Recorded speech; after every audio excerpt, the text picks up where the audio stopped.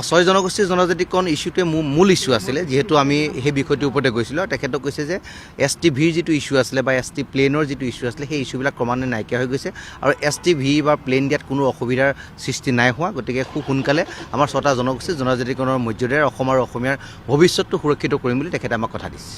এই কথা বতৰাবিলাক নিৰ্বাচনকেন্দ্ৰিক কথা নহয়, এইটো এটা জাতীয় ইস্যু। গতিকে জাতীয় ইস্যুটো পূৰণ হওঁতে কেইদিনমান দেৰি লাগিব পাৰে, তাত কোনো কথা নাই। কিন্তু আমাক এটা আশ্বাস দিছে যে আমি নিশ্চিতভাৱে আমি এই যিটো বিষয় সেই বিষয়টো ফলপ্ৰসূ কৰি আমি প্ৰচেষ্টা হাতত ল'ম আৰু অসমৰ ছটা জনগোষ্ঠীৰ যিটো ন্যায্য দাবী সেই দাবী কেৱল ছটা জনগোষ্ঠীৰ দাবী নহয়, অসম আৰু অসমীয়াৰ ভৱিষ্যত সুৰক্ষা কৰা এটা দাবী।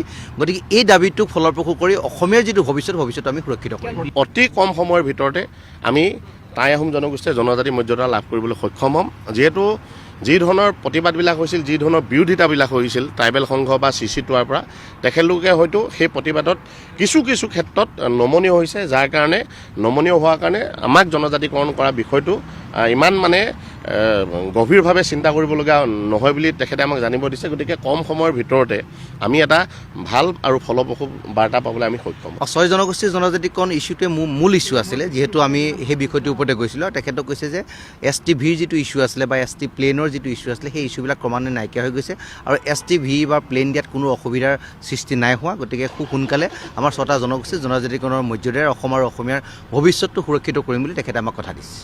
এই কথা বতৰাবিলাক নিৰ্বাচনকেন্দ্ৰিক কথা নহয়, এইটো এটা জাতীয় ইস্যু। গতিকে জাতীয় ইস্যুটো পূৰণ হওঁতে কেইদিনমান দেৰি লাগিব পাৰে, তাত কোনো কথা নাই। কিন্তু আমাক এটা আশ্বাস দিছে যে আমি নিশ্চিতভাৱে আমি এই যিটো বিষয় সেই বিষয়টো ফলপ্ৰসূ কৰি আমি প্ৰচেষ্টা হাতত ল'ম আৰু অসমৰ ছটা জনগোষ্ঠীৰ যিটো ন্যায্য দাবী সেই দাবী কেৱল ছটা জনগোষ্ঠীৰ দাবী নহয়, অসম আৰু অসমীয়াৰ ভৱিষ্যত সুৰক্ষা কৰা এটা দাবী।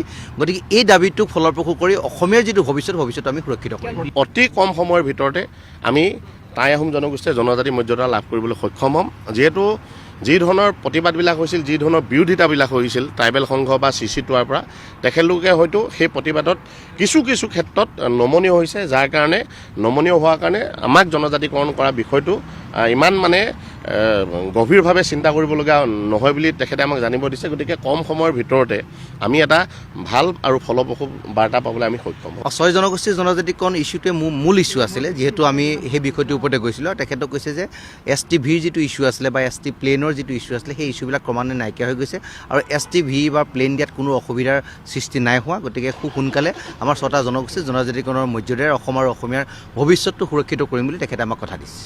এই কথা বতৰাবিলাক নিৰ্বাচনকেন্দ্ৰিক কথা নহয়, এইটো এটা জাতীয় ইস্যু। গতিকে জাতীয় ইস্যুটো পূৰণ হওঁতে কেইদিনমান দেৰি লাগিব পাৰে, তাত কোনো কথা নাই। কিন্তু আমাক এটা আশ্বাস দিছে যে আমি নিশ্চিতভাৱে আমি এই যিটো বিষয় সেই বিষয়টো ফলপ্ৰসূ কৰি আমি প্ৰচেষ্টা হাতত ল'ম আৰু অসমৰ ছটা জনগোষ্ঠীৰ যিটো ন্যায্য দাবী সেই দাবী কেৱল ছটা জনগোষ্ঠীৰ দাবী নহয়, অসম আৰু অসমীয়াৰ ভৱিষ্যত সুৰক্ষা কৰা এটা দাবী।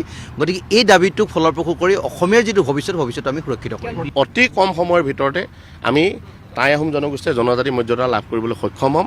যিহেতু যি ধৰণৰ প্ৰতিবাদবিলাক হৈছিল, যি ধৰণৰ বিৰোধিতাবিলাক হৈছিল ট্ৰাইবেল সংঘ বা CC2ৰ পৰা, তেখেতলোকে হয়তো সেই প্ৰতিবাদত কিছু ক্ষেত্ৰত নমনীয় হৈছে, যাৰ কাৰণে নমনীয় হোৱাৰ কাৰণে আমাক জনজাতিকৰণ কৰা বিষয়টো ইমান গভীৰভাৱে চিন্তা কৰিবলগীয়া নহয় বুলি তেখেতে আমাক জানিব দিছে। গতিকে কম সময়ৰ ভিতৰতে আমি এটা ভাল আৰু ফলপ্ৰসূ বাৰ্তা পাবলৈ আমি সক্ষম হ'ম।